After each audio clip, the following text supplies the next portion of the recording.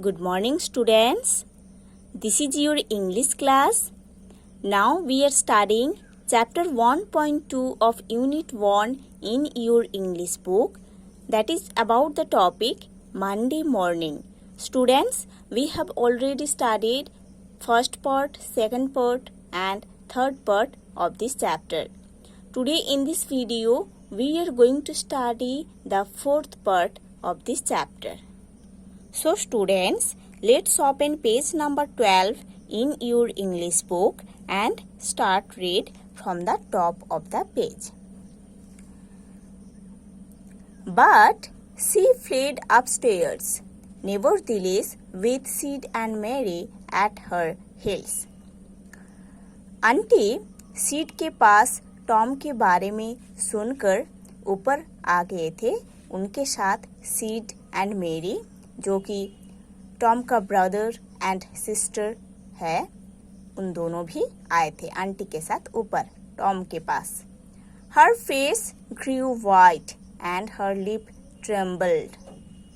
ये सुनकर आंटी का फेस सफ़ेद हो गया था और उनका लिप भी ट्रेम्बल हो रही थी. When she reached the bedside, she gasped out.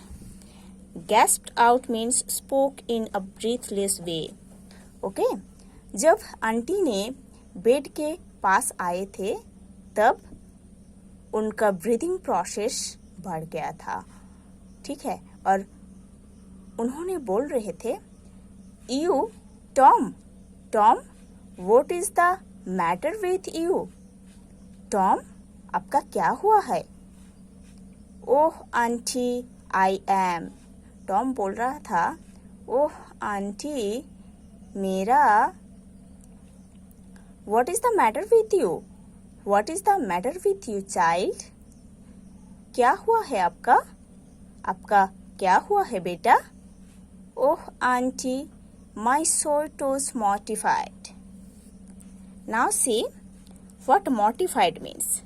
Mortified means become gangrenous, injured and badly infected. Tom बोल रहा था, आंटी, मेरा सोर टो बढ़ गया है. मीन्स मेरा पैर का पेन अभी बहुत ही ज़्यादा हो रहा है. The old lady sank down into a chair and laughed a little, then cried a little, then did both together. The old lady means auntie. Aunty ये सुनकर चेयर में बैठ गई थी, थोड़ा हंस रही थी, थोड़ा रो रही थी. कभी ये दोनों साथ में कर रही थी, हंस रही थी, रो रही थी. ये सब देखकर This restored her and she said. This restored her and she said. उसके बाद आंटी ने खुद को संभल कर बोल रही थी, Tom, what a turn you gave me. Now you shut up that nonsense and climb out of this. Tom, आप मेरे को एकदम चमका दिए हो, है ना? ये सुनकर मैं तो बहुत डर गई थी. टॉम, आप मेरे को बहुत ही चमका दिए हो. अभी ये सब नॉनसेंसिकल ड्रामा बंद करो और ये सब छोड़ के बाहर आओ. ओके? ये सब देखकर, सुनकर आंटी एक चेयर पे बैठ गई थी, थोड़ा रो रही थी, हंस रही थी और टॉम को बोल रही थी कि टॉम, आप मेरे को बहुत चमका दिए हो, धमका दिए हो, डरा दिए हो. अभी ये सब नॉनसेंसिकल ड्रामा बंद करो और ये सब छोड़ के बाहर आओ. The groan ceased and the pain vanished from the toe. Aunty के पास ये सब बातें सुनकर टॉम का जो ग्रोन था, ग्रोनिंग जो कर रहा था, वो पेन में वो बंद हो गया था और उसके टो से पेन भी खत्म हो गया था. The boy felt a little foolish and he said. Tom खुद को थोड़ा फुलिश फील कर रहे थे और बोल रहा था, Aunt Polly, it seemed mortified, and it hurt so much that I never minded my tooth at all. Aunt Polly,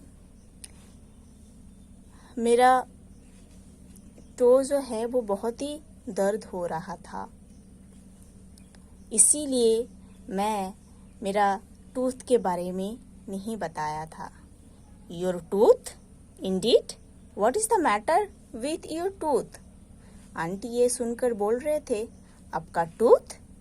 आपके टूथ में फिर क्या हो गया?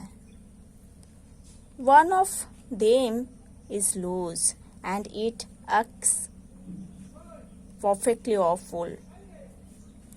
मेरा एक टूथ लूज हो गया है ना?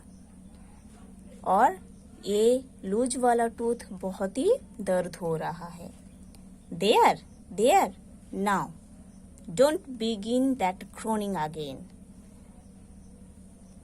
आंटी बोल रहे थे कि ओ यहाँ आपका टूथ दर्द हो रहा है, तो ठीक है, आप ग्रोनिंग अभी मत करो, चिल्लाओ मत, ठीक है. ओपन योर माउथ, आपका मुंह ओपन करो. Well, your tooth is loose. अच्छा, आपका टूथ लूज हो गया है ना, but you are not going to die about that. But इसके लिए तो आप नहीं मर रहे हो ना. मेरी, गेट मी अ सिल्क थ्रेड. एक सिल्क थ्रेड लेके आओ मेरी.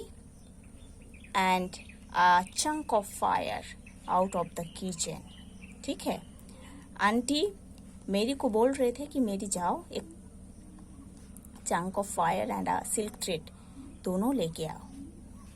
ओह please aunty, don't pull it out, said Tom. ये सुनकर टॉम बोल रहा था, आंटी प्लीज इस टूथ को खींच के बाहर मत लेके आओ.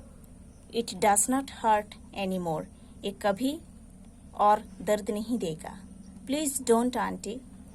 आंटी प्लीज ऐसे मत करो. I don't want to stay home from school. मैं और ऐसा कभी नहीं करूँगा. मैं स्कूल जाऊँगा, घर में नहीं रहना चाहूँगा. Okay, so students, you have to study to this portion properly. In the next class we will study the next part of this chapter.